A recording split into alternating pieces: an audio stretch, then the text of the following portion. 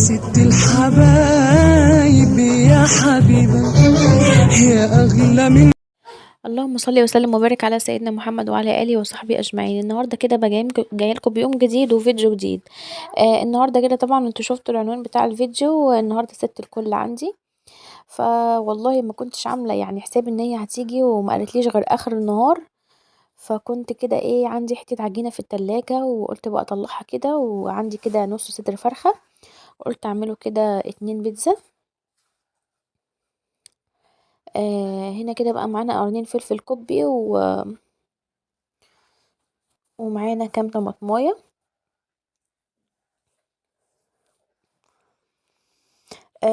طبعا لو كنت اعرف كنت عملت يعني اكله حلوه تليق بماما. لان دي اقل حاجه ليها، بس والله ما كنتش اعرف ان هي هتيجي غير اخر النهار. تقريبا كان حوالي زي الساعه 5 كده. وكده بقى زي ما انتم شايفين، معانا بقى الطماطم كده والفلفل، ومعانا كمان صدر الفرخه.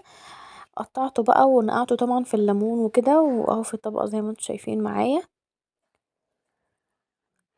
اذكروا الله بقى في كومنت وصلوا على الرسول، واللي مش متابع الصفحة يعمل اشتراك للقناة عشان يوصل لكم كل جديد.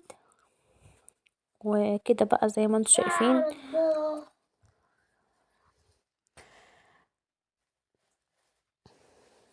حطيت بقى هنا حبة فلفل اسمر. لا اله الا الله. وطبعا هنا كده كان عندي بقى حتة العجينة، يعني بقى لها تقريبا بتاع شهر كده في الفريزر. الزيتون كنت جايباه بصراحة ما كانش مخلي، وعندي هنا جبنة موزاريلا. واهو كده زي ما انتم شايفين حطيت بقى هنا يعني زي معلقتين 3 لبن على الفراخ، بتديها طعم، لاني انا ما كانش عندي زبادي بصراحة. وطبعا عليها الفلفل الاسمر.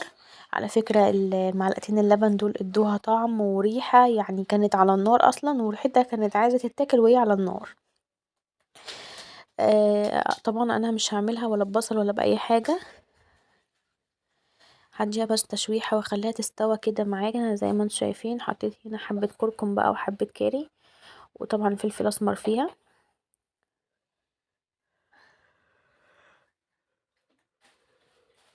ما حطيتش بقى ملح لاني انا كده كده حاطه زيتون. ومش عايزه يعني ايه ان انا احداها قوي. واهو كده زي ما انتم شايفين، حطيت بقى هنا كده بقطع الفلفل.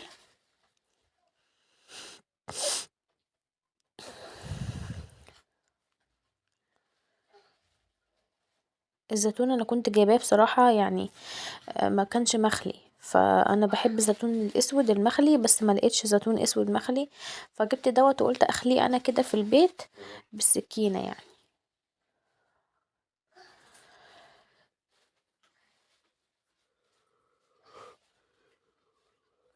شايفين بقى قطعت الفلفل بالطريقه الحلوه دي، بيبقى شكله حلو يعني في البيتزا وكده.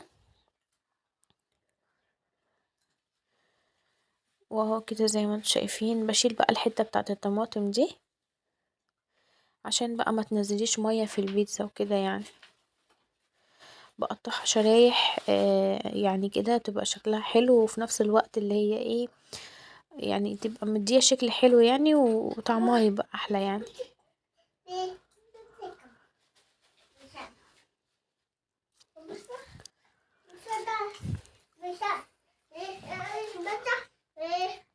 ادم بيكلمكم بالاجنبي يا جماعه. اهو كده زي ما انتم شايفين، طبعا مش بحط دي عشان ما تنزليش ميه فيها. شلتها كده على جنب وحطيتها في التلاجة، قلت يعني ايه، وقطعت كمان عليها كان في باقي منهم طماطم على فلفل، ما حطيتش الكمية دي كلها على البيتزا يعني، فحطيتهم كده في طبق وحطيتهم في التلاجة. وهنا كده بعد بقى ما قطعتهم، اللهم صل وسلم وبارك عليه، هنا كده بدهن بقى الصواني ديت زيت عشان بقى العجينة ما تلزقش يعني. لو وصلتوا بقى لحد هنا ما تنسوش بقى تذكروا الله في كومنت، وتقولي لي بقى كلمة حلوة كده تشجعوني بلايك حلو. شجعوني يا جماعة، اعملوا اي حاجة. هنا كده بقى هقسم بقى البيتزا على 2.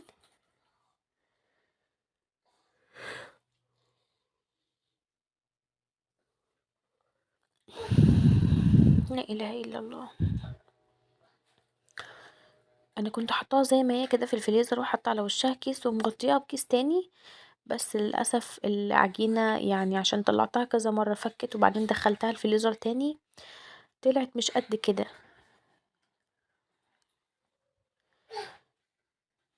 فقلت بقى يعني ايه بعد كده مش هطلعها تفك كتير، وبعدين احطها تاني في الفريزر، لان دوت بيخلي العجينة يعني بتنشف في الفرن، وفي نفس الوقت برضو بتلاقيها كاتمة كده، يعني مش زي بقى ايه ما كانت في العيش بلحمة او كده. واهو كده بقى زي ما انتم شايفين ببتدي بقى ان انا افرد فيها اهو. معايا هنا كيس صلصة، انا بحب اعملها بالصلصة على فكرة، دي يعني طماطم زي الكاتشب بالظبط، اكياس كده بجيبها. ساعات بعملها باعمل لها يعني طماطم وكده، باعمل لها الطماطم بتاعتها اللي هي الصلصة اللي بيعملوها يعني وكده، بس بستسهل ديت اكتر، وفي نفس الوقت انا مش بحب امليها صلصة لاني بتدي دي طعم حلو، وفي نفس الوقت يعني بيبقى ايه الموضوع هنا سهل يعني عندي.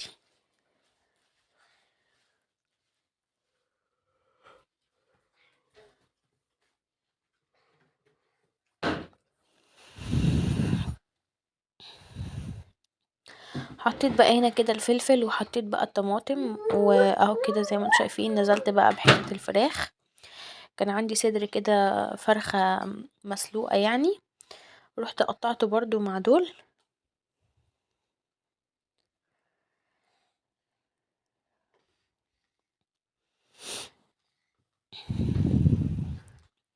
طبعا انا هنا كده كنت خلاص عملت خليت الزيتون من النقع بتاعه يعني، وحطيت هنا بقى كده على الوش اهو.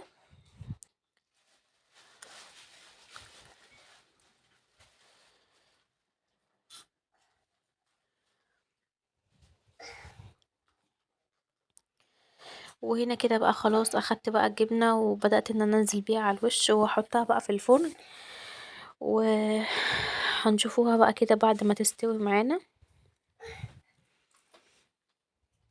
انا عملت معاكم اول واحدة، تاني واحدة بقى عملتها ما صورتهاش بصراحة، وهي كده بقى دول الاتنين وهما في الفرن.